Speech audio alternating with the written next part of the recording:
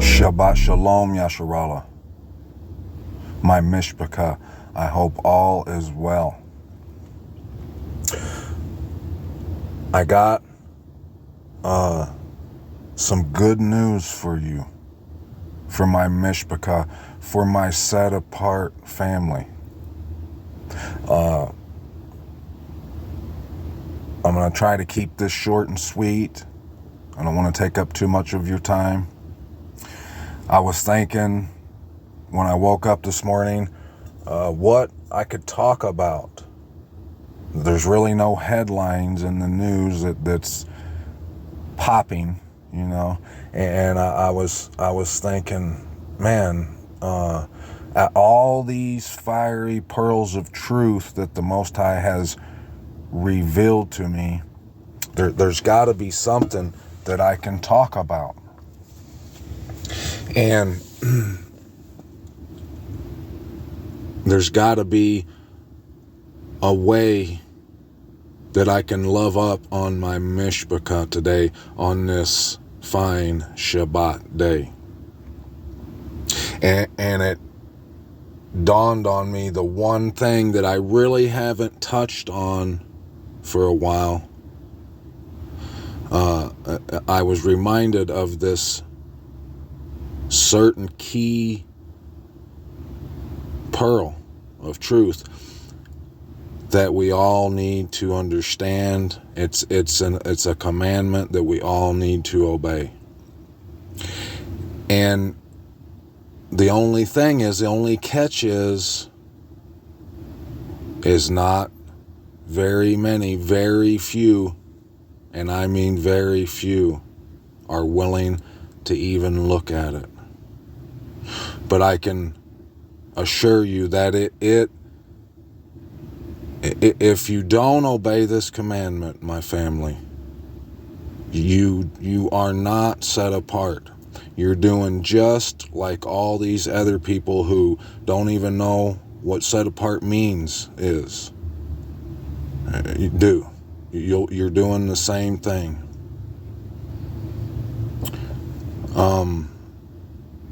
I've told the story quite a few times, but it's been a while, how when the Most High shown me this, the day before he shown me that, I was thinking that I was completely set apart and that there was nothing that I was doing that was offensive to him.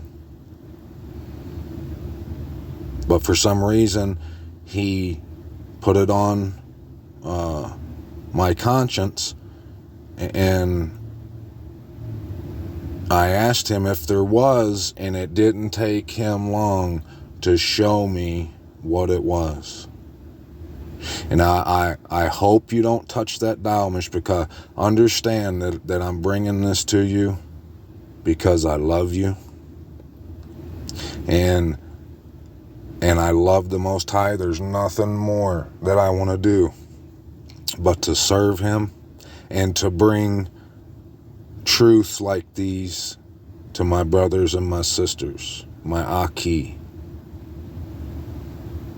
So when I tell you what we're about to talk about, if it ruffles your feathers a little bit out of love for the Most High and me and yourself and the Aki, I just ask that you don't touch that dial and at least look into this, okay? It's in Deuteronomy chapter 12, verse 23. Only be strong not to eat the blood, for the blood is the life. Do not eat the life with the meat. Do not eat it. You pour it on the earth like water. Do not eat it, that it might be well with you and your children after you, when you do what is right in the eyes of Yahuwah. Only the set-apart gifts which you have and your vowed offerings you are to take up and go to the place which Yahuwah chooses.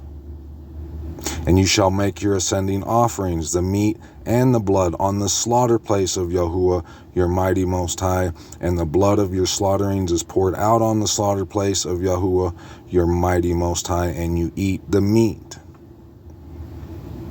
Guard and obey all these words which I command you, that it might be well with you and your children after you forever, when you do what is good and right in the eyes of Yahuwah, your mighty Most High.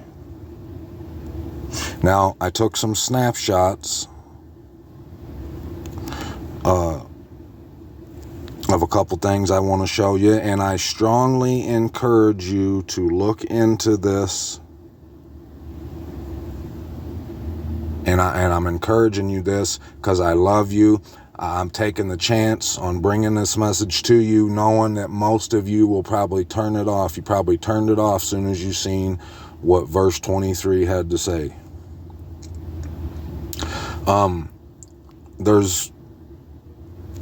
I used to be all into diet and exercise, and I still am. I still watch what I eat, and I'm conscious of everything that I put in my body, and exercise and all that kind of stuff. And that's one of the main reasons right behind the commandment from Abba to do so. One of the main reasons was because I love you and I want you guys to be healthy, to walk this earth healthy and set apart. Right here is this article by The Atlantic. If you're eating animal fat, your blood is actually thicker and has a hard time circulating. So the heart has to push harder to get the blood to flow. If you're not eating meat, your blood viscosity, I can't say that, drops, and your blood pressure drops when you're not eating meat. And this is talking about, because no one eats meat the way I do, the way the Most High has commanded us. No one boils it and then takes the blood that looks like water and dumps it out on the ground. When I do eat meat, and I seldom do, that's what I do because that's the commandment. Because the blood is highly carcinogenic. I can show you these other pictures here, these other snapshots, whatever you want to call them. Adding insult to injury, animal-based meals can cripple our arteries, preventing them from fully opening to allow for increased blood flow. Research has shown that just 2 hours after eating a heavy animal-based meal, arteries can constrict by 40%, essentially causing a traffic jam. And I can vouch for that. I can assure you that that's the truth. Because ever since I stopped eating meat, my blood flow, it's tremendous. When I would eat meat, before I learned this, usually my veins are just popping, and when I would eat it, I could watch my veins disappear, basically. Not disappear, but you couldn't see them anymore. And I could feel it in my body. I could feel the constriction of my arteries and my veins. There's a reason. There's multiple reasons why the Most High don't want us eating these things. One is because, just like we just read, the life of the blood, the life of the animal, it's in the blood. And he put that life there, just like he put it in you and me. And when we eat it with no thought, we're like monsters, Mysh. We can't be like monsters, like these people who don't know what the term set apart means. And we can't walk around like monsters, destroying our bodies in that same way. Why do it? Why have you ever tried meat that's been boiled?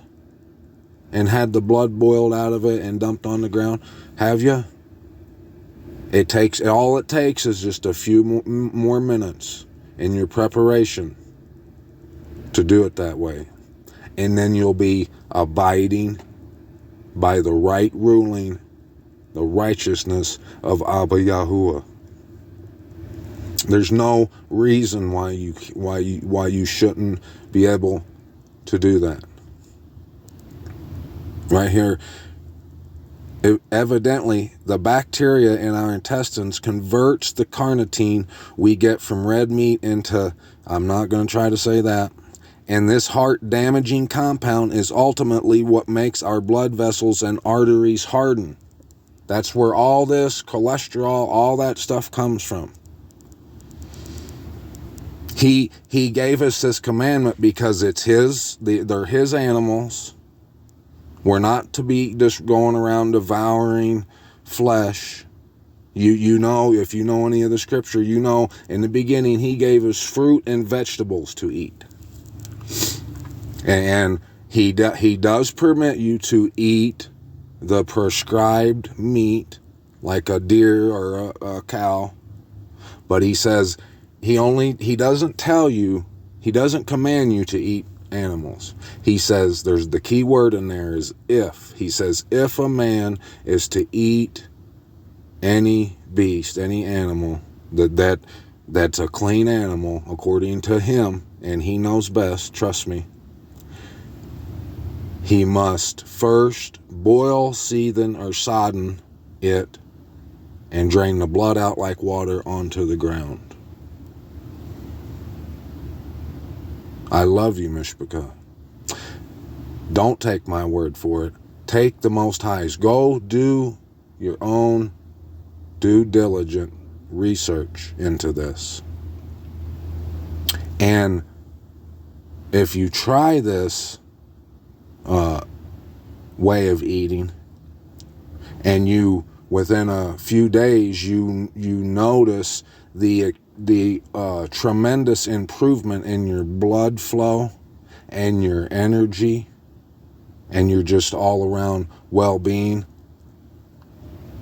don't thank me. Thank Abba Yahuwah, the Most High, our wonderful Creator, that He encouraged me on this fine Shabbat day to bring you some love. Like we read there in 1 Corinthians chapter 8, verse 81, love builds up. I know nothing. He knows everything. And the only thing I can do is feed upon His word and try to relay the message. That's all for now. I hope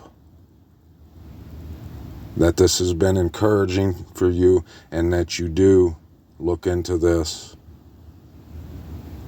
Because if we're eating flesh with the blood, the way I know a lot of people do, we aren't set apart.